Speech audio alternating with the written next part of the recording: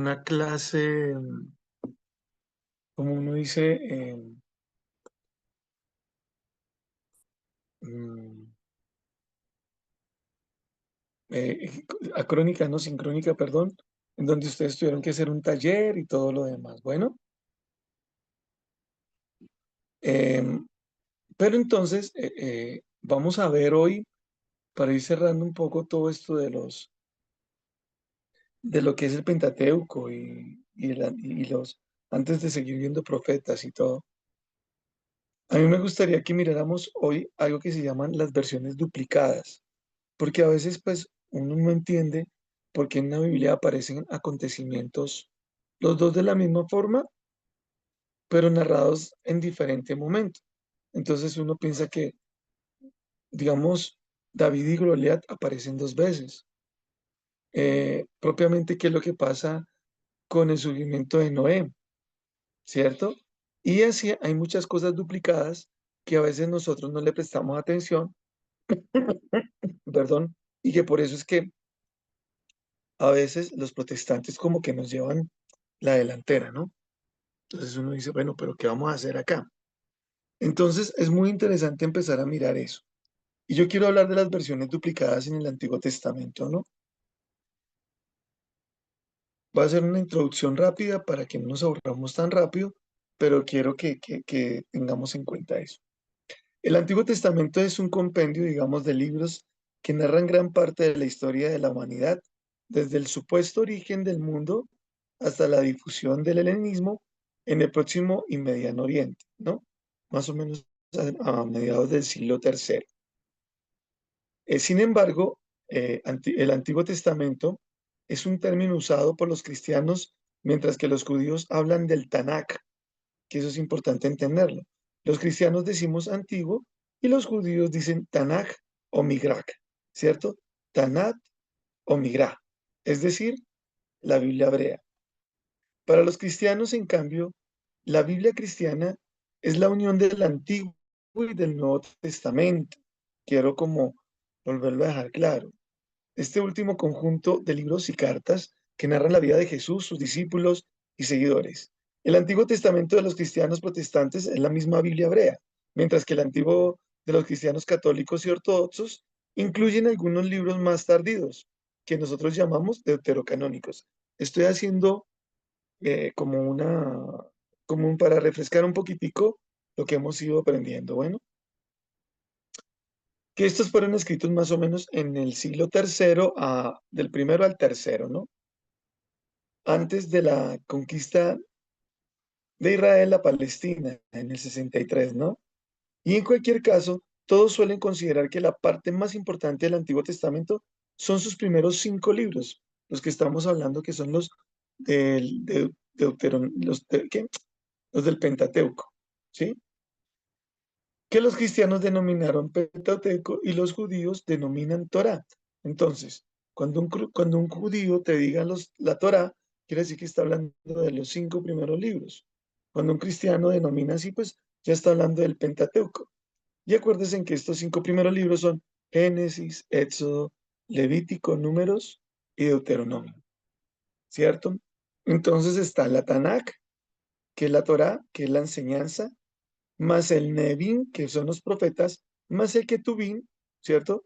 Que son los escritos, ¿sí? Los Ketuvim, que son escritos desde el antiguo. Entonces, miremos, no sé si hasta aquí estoy claro, ¿tienen alguna pregunta? No sé,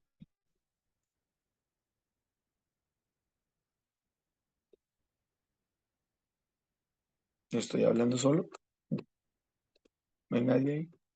Yo te estoy escuchando, padre. No sé, no sé si hay alguien más, creo que estamos los dos. No más. Oye, ¿cómo es la cosa? Hoy sí quedamos con poquita gente. ¿Mauricio no está tampoco? Pues está conectado, pero no sé si estará realmente. No, sí, sí estoy, sí estoy. Así estaba. Ah, bueno, y ahorita ya se está conectando. Bueno, bueno, sigamos. De todos modos, estamos haciendo un recorderis de lo que hemos estado aprendiendo antiguamente, ¿cierto? Entonces ya tenemos en cuenta eso. Por eso el primer libro de Génesis narra el origen del mundo, que les decía hace mucho, y de los hombres, así como la vida de los patriarcas.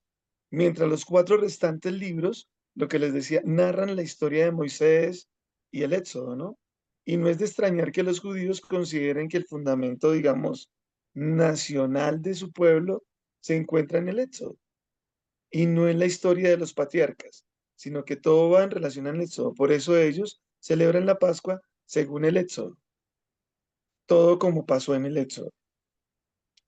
Y Abraham, por ejemplo, es padre de los judíos por parte de su hijo Isaac, pero también lo serían de árabes por parte de su hijo Ismael. Entonces aquí tenemos que las 12 tribus de Israel, una es de Isaac y la última es de Ismael, donde aparece la comunidad árabe y de donde va a salir después la parte musulmana. Entonces, hecha esta introducción, veremos ahora cómo el Antiguo Testamento incluye versiones distintas de algunos de sus relatos más conocidos. Es decir, que presenta duplicados de una misma historia. Presentados estos no solo inferencias entre ellos, sino a menudo contradicciones entre sí. Eso es lo que yo quiero que vean. La existencia de estos dobletes se esgrime como una muestra más de que no fueron escritos por una misma mano. Acuérdense en que están las tradiciones, ¿no? Yavista, eloísta, sacerdotal. ¿Listo? Entonces, sino que por distintos autores de distintas épocas y que fueron luego, digamos, ensamblados en una época posterior. Vamos a empezar con el primer relato. Hay dos creaciones distintas para para el hombre y la mujer, ¿no? Entonces, la primera parte van a ser dos creaciones distintas para el hombre y la mujer. Entonces, el libro del Génesis contiene dos relatos distintos, ¿cierto? De la creación del ser humano. En el primero, Dios crea hombre y mujer simultáneamente. Los crea de una imagen y semejanza. Y dijo Dios, ¿no? Génesis 1, 26, 27. Hagamos al ser humano en nuestra imagen, como semejanza nuestra, y manden en los peces del mar, y en las aves del cielo, y en las bestias, y en todas las alimañas terrestres, y en todas las serpientes que serpentean por la tierra. Creó pues Dios al ser humano imagen suya. A imagen de Dios le creó, macho y hembra le creó. Entonces está la creación de Eva, ¿cierto? Como parte fundamental, y el hombre. En cambio, en el segundo relato, miren lo que pasa. En el segundo relato, Dios crea primero al hombre, lo crea del polvo insuflado, su aliento divino, o sea, soplando, y luego, viéndole solo, crea los animales y al final, va a crear, ¿cierto?, a la mujer de una costilla del primer hombre de Adán. Entonces, eso vamos a encontrarlo en Génesis 2, del 7 al 8 y del 10. Formó al hombre con el que sopló en sus narices aliento de vida. Y resultó el hombre un ser viviente. Luego plantó Yahvé Dios un jardín del Edén al oriente, donde colocó al hombre que había formado. Dijo luego Yahvé Dios, no es bueno que el hombre esté solo. Voy a hacerle una ayuda adecuada. Y Yahvé Dios formó del suelo todos los animales del campo y todas las aves del cielo, y los llevó ante el hombre para ver cómo los llamaba, y para que cada ser viviente tuviese el nombre que el hombre le diera. El hombre puso nombre a todos los ganados, las aves del cielo y a todos los animales del campo. Mas para el hombre no encontró una ayuda adecuada, se sentía solo. Entonces Yahvé Dios hizo caer en un profundo sueño sobre el hombre, el cual se durmió y le quitó una de las costillas, rellenando el vacío con carne. De la costilla de Yahvé Dios había tomado el nombre y formado una mujer y la llevó ante el hombre. Entonces, esta es la versión que tenemos. Entonces, en la primera versión solamente está, ¿sí? Lo que Dios crea y creó Dios al hombre, macho y hembra los creó, pero aquí ya nos muestran la segunda versión propiamente cómo es que crea verdaderamente al hombre y a la mujer. Y cuál era, cómo era que, quién fue primero. Pero entonces, aquí no estamos hablando de primero o de segundo, sino estamos hablando precisamente de cómo Dios veía y cómo Dios iba formando las cosas. Pero aparecen dos creacionismos. Tienen la misma, menos mal que no hay ninguna contradicción,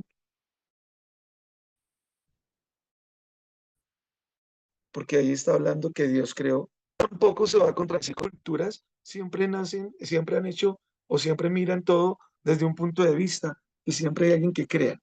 No importa quién sea para ellos, pero hay un Dios supernatural que siempre crea. Entonces, todo esto lo tenían claro los judíos. Entonces, no sé si hasta aquí está claro, no sé.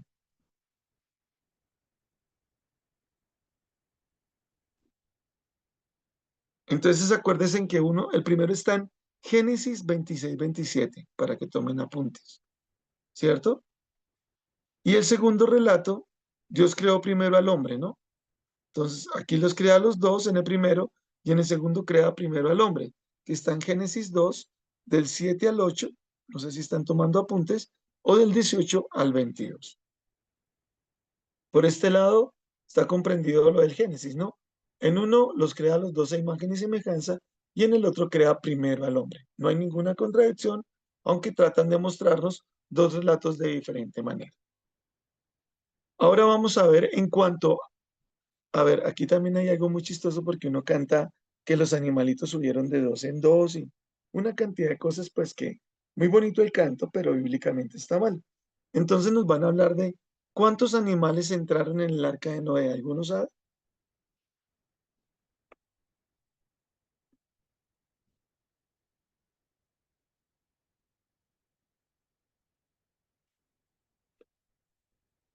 Muy bien. Qué pena que no les esté ahorita reproduciendo, pero es que tengo un problema con el computador y no me quiere coger bien la imagen. O sea, no me deja trabajar bien con la plataforma. Entonces, yo no sé si ustedes alcanzan a ver acá. Ay,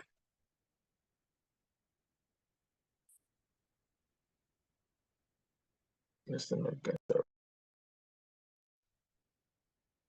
¿Aló? ¿Se me escucha? Sí, padre. No sé si alcanzan a ver una imagen. Ahí, ahí.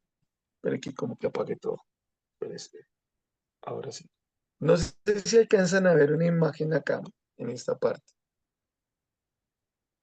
¿Medio Mm, sí o medio no? sí, ahí se ven varios animales.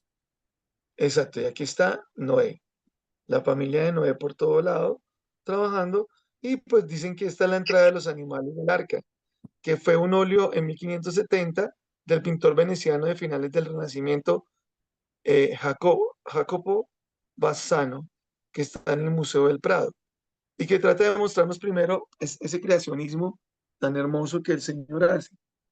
Pero entonces, el primer relato del Génesis se introduce una pareja de animales de cada especie.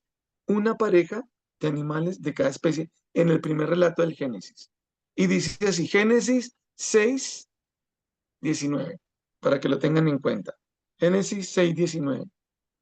Y de todo ser viviente, de toda carne, meterás en el arca una pareja, para que sobrevivan contigo, será macho y hembra. Primer Génesis, ¿cierto? Ese es el primer relato de los animales. Vamos a ver qué pasa en el segundo relato. Se introducen 7 parejas de animales puros y una de los impuros. Dese cuenta que en la primera simplemente habla de parejas, pero no habla de pureza ni impureza. Pero en el segundo relato ya sí habla de pureza y de impureza. Entonces dice que en el segundo se aparecen 7 parejas de animales puros y una de los impuros. Nótese cómo la clasificación de animales puros e impuros es una distinción que no aparece hasta más tarde.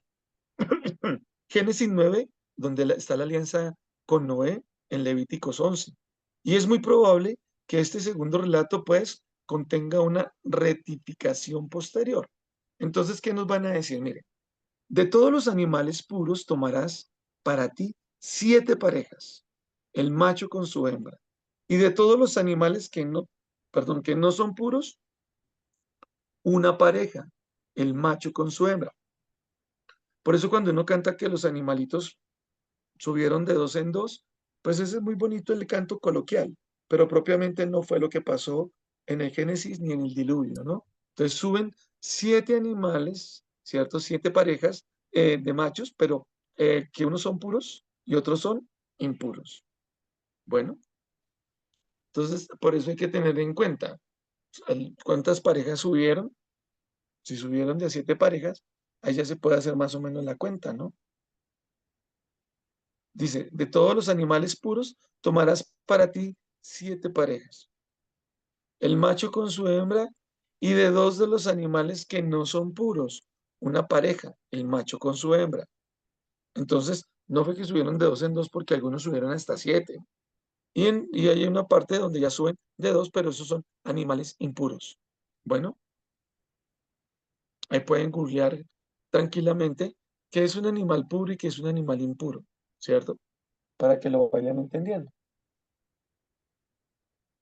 Bien, ¿aquí hay alguna contradicción? Sí, ahí es donde empiezan las contradicciones. Porque en una dice, ¿cómo así que suben dos? Y después me va a decir que suben 7. Al fin, ¿cuál es propiamente el relato? No, el relato está bien, el relato está en ambos. Pero lo que pasa es que lo ponen a uno a pensar y para ver si uno está pendiente también de la palabra. No sé si me hago comprender. Sí. Padre, pero entonces al fin, ¿cuántos entraron? Porque si uno hace Ella, esa cuenta, sumarían muchos, ¿no? sí, exacto, porque son 7 parejas y Sí. dos. O sea, son Ujú. 7 parejas de animales impuros, ¿no? Por Sí. animales puros, perdón. Y dos Después parejas más de los. animales puros. Ajá. ¿Sí? Ahí está. Ahí es donde lo pone. Esas son las contradicciones, porque uno dice, bueno, si suben de dos en dos, pues uno sabe que según la especie subieron y podrían ser 70, podrían ser. Pero ya si uno suma em, los números según lo puro y lo impuro, ahí sí se sube más el número, Claro. ¿cierto? Ujú. Entonces uno tiene que, O sea, daría más de 200. No, mentiras, como 150, ¿no? más o menos, sí. Sí. Sí, porque ahí es donde está el quid del asunto. Por eso uno siempre en la Biblia lo ponen a uno como a pensar, bueno, ¿y esto qué dice? ¿Esto qué no dice? ¿Cierto? Sí, es verdad. Bueno, y yo estaba mirando acá y dice que sí. Ah, Entonces, mira, sí, un total de que es 127. 127. Sí, estaba Ujú. leyendo. O sea, yo estaba haciendo mis cuentas sola y me dan como 150, pero busqué y dice que 127.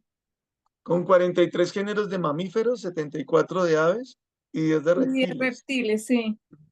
No fue el que llevó a todos los animales, ¿no? Sino llevó también a una parte. Ujú. Entonces, eso es lo que uno tiene que entender. O sea, lo que pasa es que ¿cuál es la contradicción a veces de los relatos bíblicos, ¿no?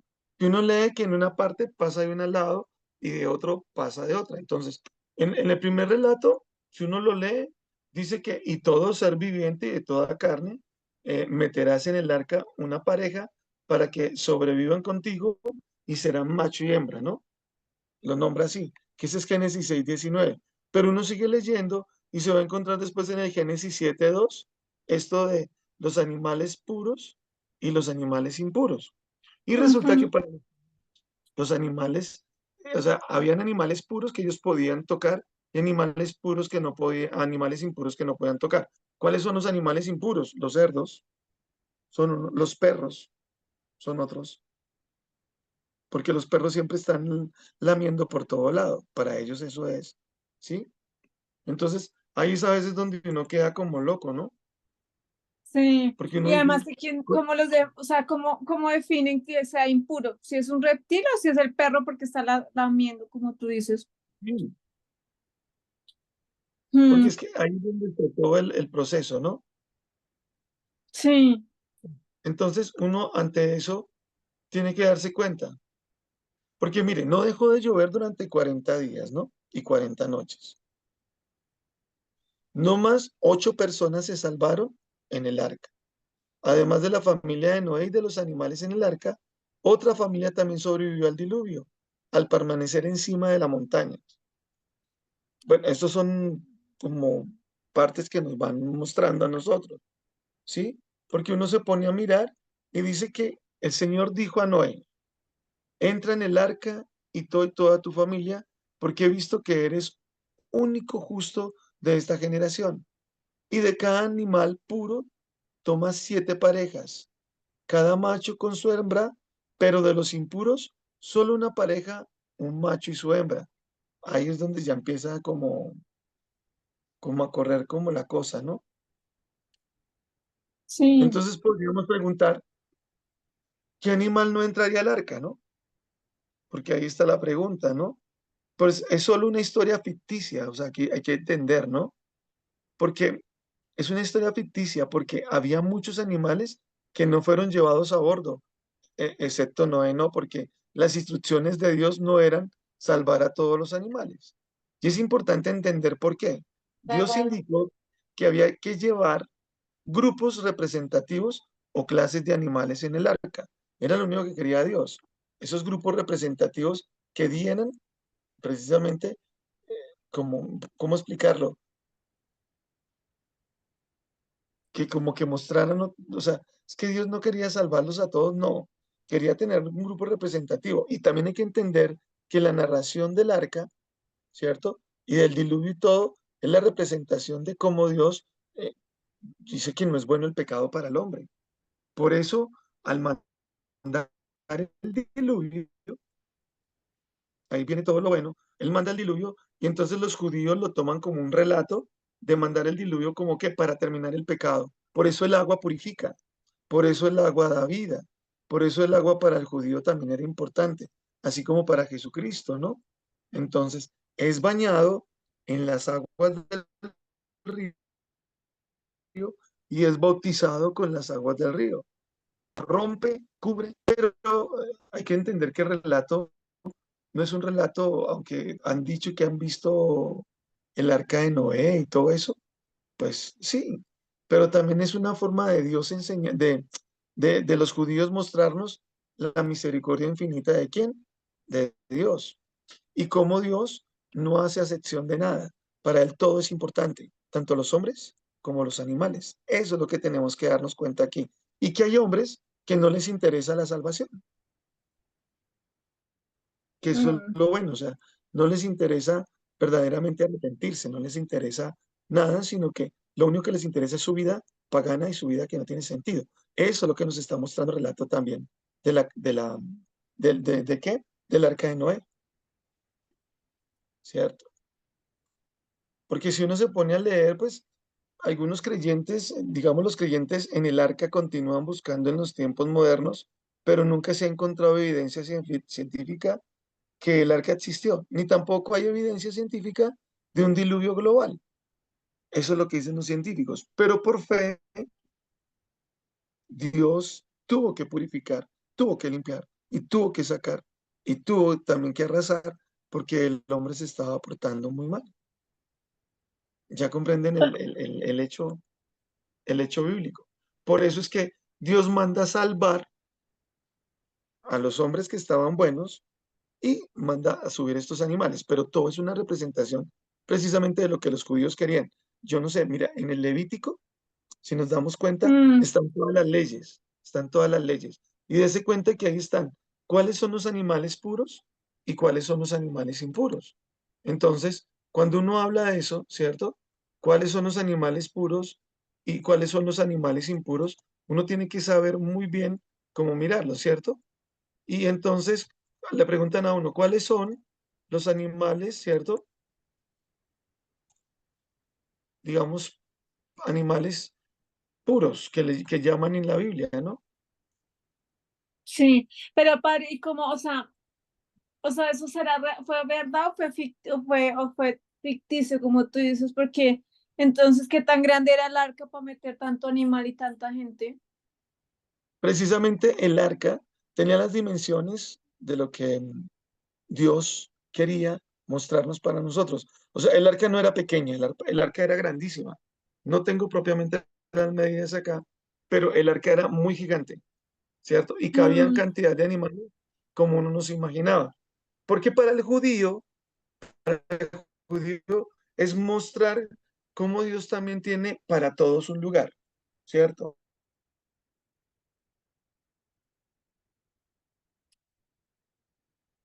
ok, se te congeló.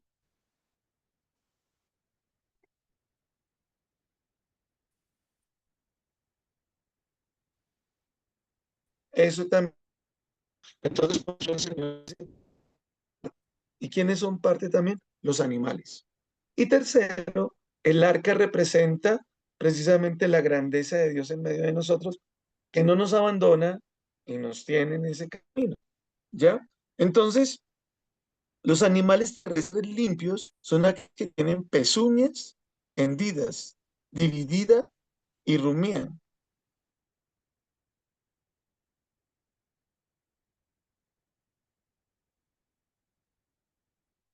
Padre, no se te escucha, te congelas.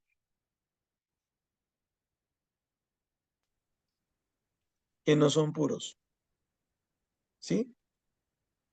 Entonces, pues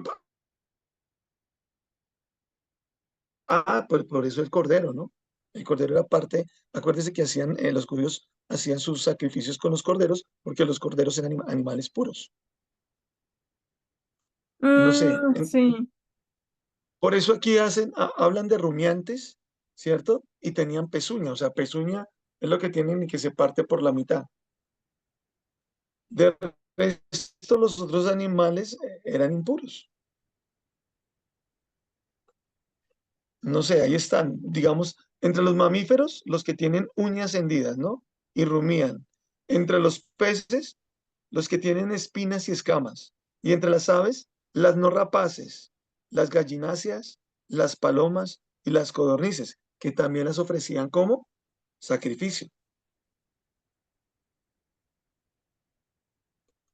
Más adelante, pues Jesús nos va a decir, todos los que andan sobre el vientre y todo lo que anda sobre cuatro o más patas de todo animal que se arrastre sobre la tierra, no lo comeréis, no lo comeréis, porque es abominación. Y no os hagáis abominaciones con ningún animal que se arrastra ni os contaminéis con ellos, para que no seáis impuros por ellos. Y es lo que dice. Entonces, todos los animales que arrastran, que tocan el piso, son animales impuros. Hasta el cerdo, ¿no? ¿Por qué no comer cerdo? Porque aunque tienen las pezuñas divididas, no es un rumiante y es impuro para ti. No debes comer de la carne de esos animales, ni tocar su cuerpo muerto, de todo lo que hay en el agua. Puedes comer todo lo que tenga aletas y escamas. Entonces, a mí lo que me gusta aquí es que para los judíos el cerdo no es un animal puro. Por eso, cuando Jesús eh, se encontró con el endemoniado, sacó de él todas esas legiones y todas esas legiones se fueron directamente para los cerdos, que fue donde pidieron permiso de ellos estar. Bueno, pero aunque mm, miren, la Biblia narra, uno tiene que tener mucho cuidado con la Biblia porque la Biblia narra, pues sí, o sea, lo mismo que pasa con Adán y Eva, ¿no? Con Adán y Eva pasan cosas, pues también muy interesantes porque uno siempre se pregunta, bueno, ¿y cómo dos poblaron la tierra? Bueno, ¿y por qué nomás existían sus hijos y entonces todos los hijos? Y empiezan a hacerse preguntas científicas que se vuelve loco, ¿no? Entonces, uno tiene que entender que los judíos tenían una forma de educar a su pueblo, de contar sus historias, de mirar que de los géneros literarios también hay un hecho que como que le meten fantasía, le meten cómo narran que Dios está presente en medio de ellos y cómo lo sienten. Y por eso hay que tener mucho cuidado, ¿bueno? Vamos a hablar de otros dos relatos. Vamos a hablar de otros dos relatos de la alianza entre Dios y Abraham o Abraham, ¿no? Como se va a llamar después. Entonces, vamos con lo primero. El Génesis describe la alianza de Dios con Abraham. Luego Abraham, que es desde hecho la segunda alianza. La primera se estableció estrictamente entre Dios y Noé. Ahí está en Génesis 9, pueden mirarlo. Génesis 9. Sin embargo, el Génesis lo describe de dos formas distintas en dos relatos de un supuesto mismo sucesor. Veamos el primero. Está en Génesis 15, del 1 al 5. Bueno, y dice así.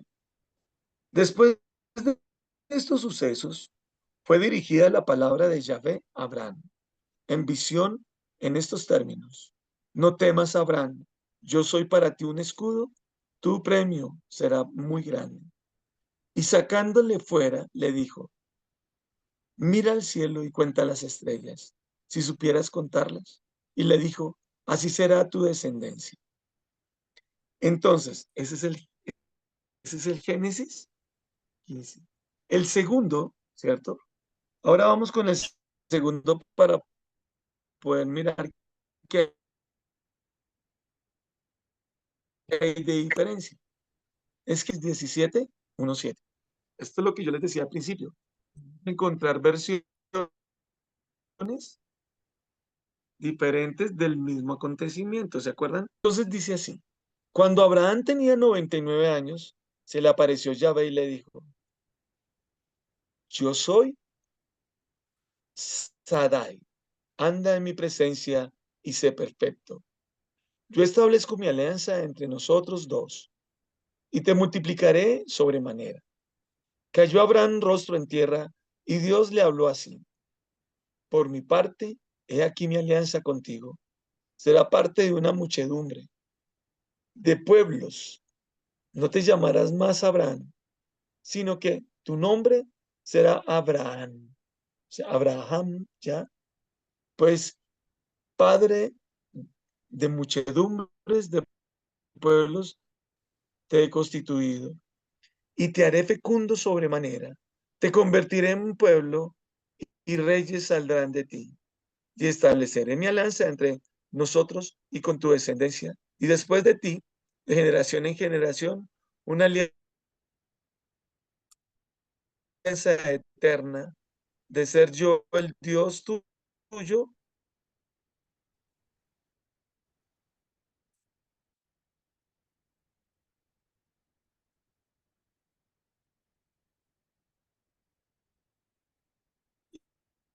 y el de tu posteridad. O si lograron como mira, yo soy el Shah, imagínate, anda en mi presencia y sé perfecto. ¿Qué es lo que le repite de nuevo aquí?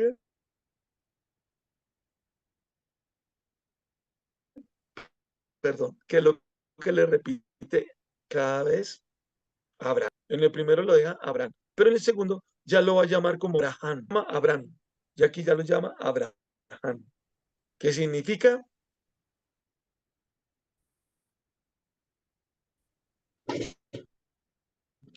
Abraham. ¿Alguien sabe?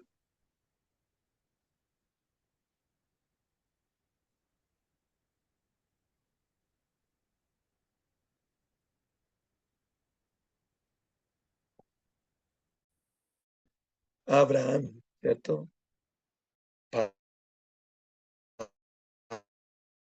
Padre de todos, el patriarca principal. ¿Hasta ahí vamos bien? ¿Alguna pregunta? No, padre, bien. Solo que a rato no se te escucha bien, se te escucha cortado.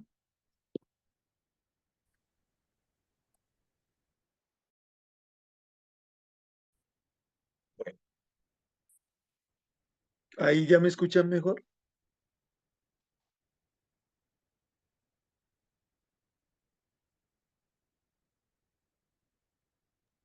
Sí. Bien, vamos a ver ahora el cuarto relato. Abraham e Isaac ante el rey Abimelech en guerra. ¿Sí?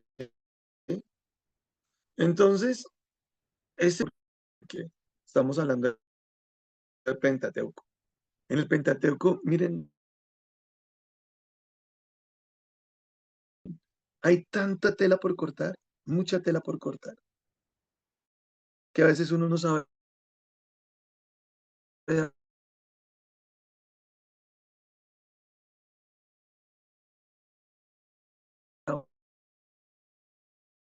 dónde coger. Los jueces. Bueno, vamos a seguir aquí porque si no nos enredamos y no.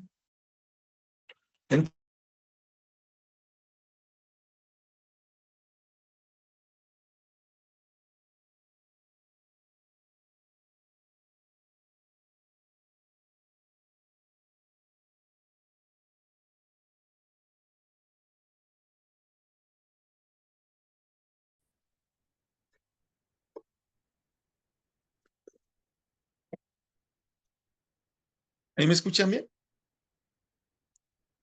¿Ahí me escuchan bien? Sí, padre, ahí nuevamente, sí.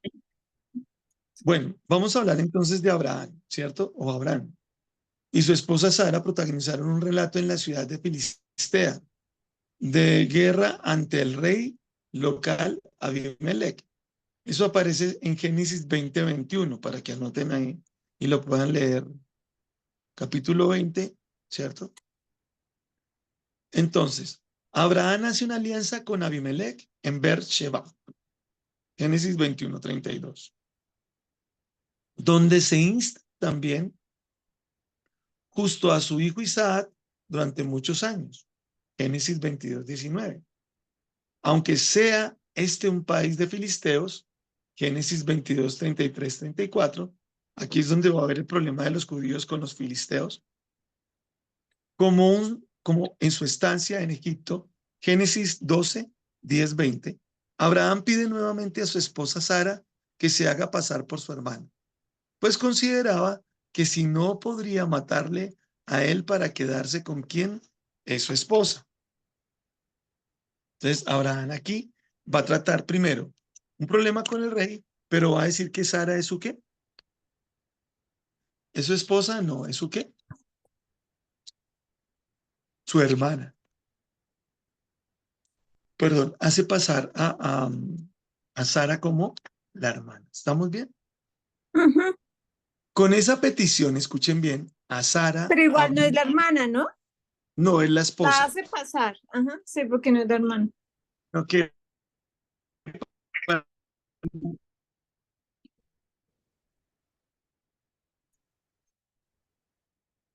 para evitar, Padre, no, se te sino escucha Abraham estaba muy con mal. ¿Se escucha muy mal? Oh my Mm, God. Ahí ya se escucha mejor. Ay, ya, ay, otra vez, sí, ya. Bueno, lo que pasa es que como acá él está visitando a un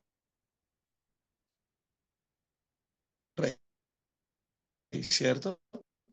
Está visitando al rey Abimelech.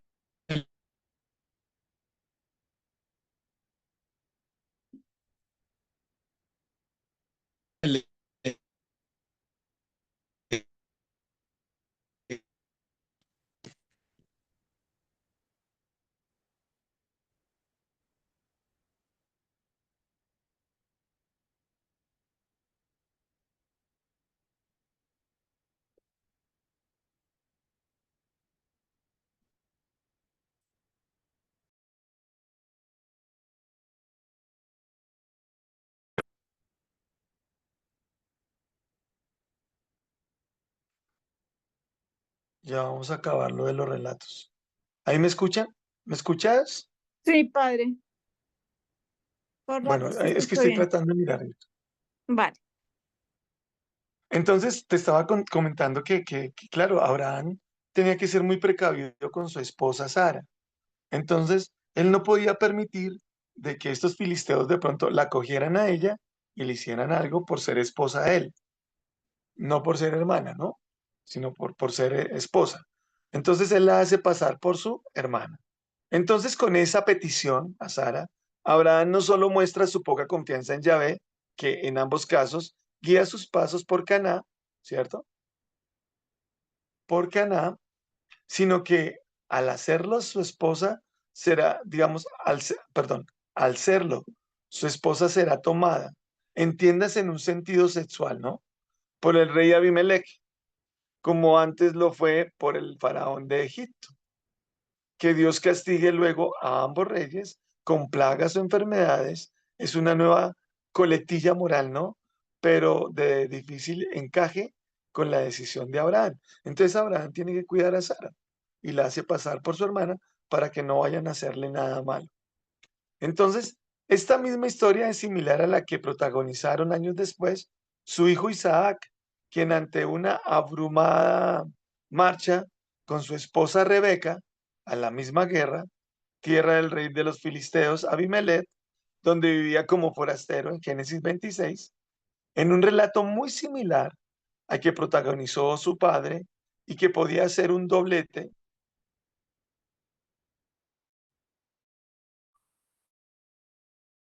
¿cierto? Y que podría ser como esa realidad conduce a que el rey lo expulse a Isaac de regreso entonces a Beersheba, donde se instala y construye un pozo y un altar. Pero Abimelech lo viene a buscar y pactan una alianza en Génesis 26-28 para cuadrar relatos. Algunos sostienen que es, sostienen, perdón, que este rey sería el hijo del anterior rey que llevaría el mismo nombre. O sea, dése cuenta que aquí el texto en Génesis, ¿cierto? Se repite. Primero con Abraham y después con Isaac. Isaac y Abimelech a mediados del siglo XVII, obra del artista, digamos acá hay una obra muy bonita que aparece en donde están hablando Isaac con el rey, pero tienen que tener cuidado porque estos filisteos se aprovechan de las mujeres y hasta las violan y todo. Por eso es mejor hacerla pasar por el momento como hermana. Bueno, para que no le hagan daño. Y vamos ahora al quinto, que es un monoteísmo hebreo con dos dioses, ¿no? Digamos, el divinidad cananea de 1600 antes de Cristo, encontrada en el yacimiento de Medigo por, ¿cierto? Más o menos esto es algo que vamos a hablar de los dioses hoy hebreos. Entonces, ¿qué pasa aquí? Escuchen bien. Aunque pueda sorprender muchos al lector, Dios aparece bajo el nombre de el Elohim en Génesis 1:1, primera divinidad del panteón cananeo en algunos relatos del Génesis, mientras que en otros aparece como Yahvé. Yahvé, divinidad de la región sureña de Madián, denominación esta última que será exclusiva a partir del Éxodo 3:6, si pueden ver ahí. No nos extendemos aquí porque esto nos daría pie a otro, pues, a quedarnos aquí horas y horas hablando de esto. Entonces, pues, síganme la idea, por favor, y al final, pues, aclaramos lo que sea. No nos extendemos aquí porque, pues, ustedes saben que hay mucho que hablar, pero sí añadiremos que, como señalan muchos autores, y el Yahvé son divinidades distintas, dos divinidades distintas. Un autor o, digamos, redactor posterior trató de unirlas y corregir este pedazo.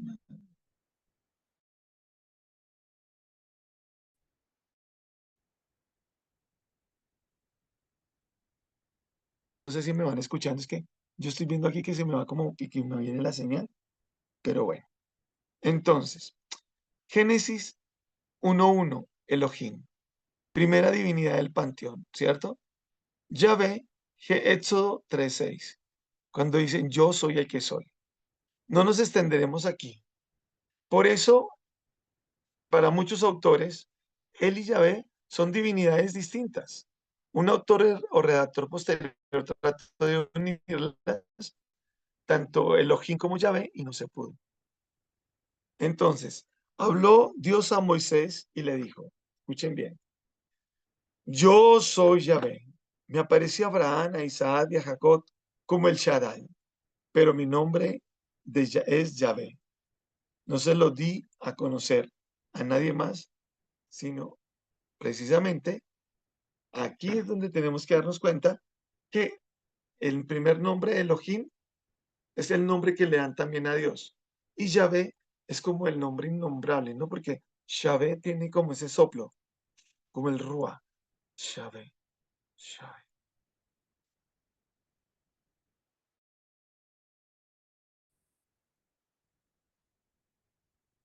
A ver, ¿vamos bien hasta aquí? Quiero saber. Aquí ya estamos acabando esto, Sí, para no padre. aburrirlos. Bueno, aparte de tal incongruencia, un Dios que se cambia el mismo el nombre, nótese cómo Yahvé se revela como tal por primera vez al nieto de Adán en el Génesis 4:26. Pero luego en Éxodo 3:15 dice que se revela así por primera vez cuando se encuentra con Moisés. Entonces, cuando se encuentra con Moisés, se revela como Yahvé.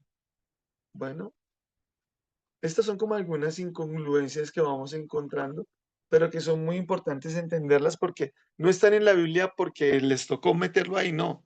Tienen un hecho teológico, histórico y bíblico que ayuda mucho al intercambio y también ayuda mucho a obtener en nosotros, digámoslo así, una capacidad más de comprender un poquitico los textos. Uno no puede decir que todos los textos son escritos de alguna manera para darnos una enseñanza de un pueblo que sufre, que ríe, que reina, y que no solamente esto, hemos tratado también de meternos fuertemente a ese pueblo y es difícil. ¿O ustedes qué dicen? Porque ser de los judíos es cosa complicada, ¿no?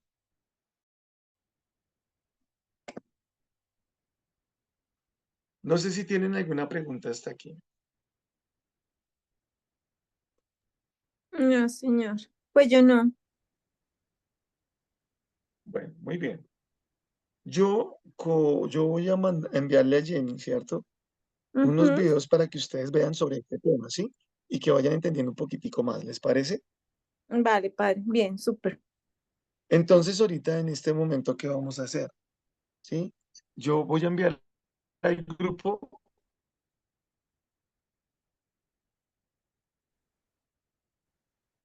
Padre, te perdimos. unos videos para que vean, ¿sí? Unos videos para que ustedes vean,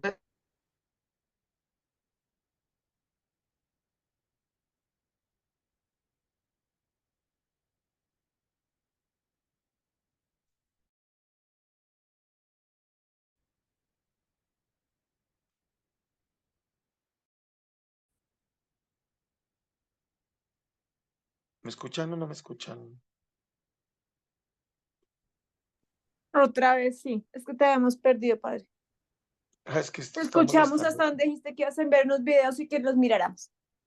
Sí, yo quiero que miren unos videos y sobre esos videos ustedes salen, em, háganme un escrito de lo que entienden, ¿sí? Y me lo envían, ¿sí? O sea, yo voy a ver dos videitos y ustedes me van a decir qué comprendieron, qué entendieron, qué aprendieron de eso y qué enseñanzas se llevan para comprender un poco el Pentateuco. ¿Les parece? Listo, sí, señor. Ya los envío aquí es que me está molestando mucho y no estamos haciendo, entonces prefiero que los vean. ¿Les parece? Ujú. Sí, padre. Entonces, ustedes lo miran, hacen un escrito bien chévere, entonces, ¿qué me dice el video? Me enseña esto, esto, esto y esto, ¿sí? ¿Qué aprendo yo? Aprendo esto y esto y esto. ¿Cómo comprendo el Pentateuco? A partir de esto que me están diciendo, lo comprendo de tal forma. Es lo que quiero saber. ¿Listo? Entonces, primero, ¿qué les enseña? ¿Sí? Ujú. Segundo, ¿qué aprendo yo? Y tercero, ¿qué entiendo en ese momento por el Pentateuco? O sea, ¿qué entiendo que el Pentateuco quiere enseñar? ¿Y ¿Listo? a dónde te lo enviamos? ¿Por acá mismo? Sí, por ahí mismo. Me envían Ah, todo, ok. ¿listo? Y yo lo Bueno, miro, vale. ¿vale? Listo, padre. Entonces, ahí están pendientes y ya, ahí porque es que estamos perdiéndonos cada rato y ya hicimos una parte, entonces esta parte ya ustedes la hacen y me envían el escrito. ¿Les parece? Listo, padre. Entonces ya les envío todo, que tengan bonita noche, que Dios los bendiga y terminemos allá haciendo este ejercicio. ¿Listo? Vale, padre. Gracias. Bueno.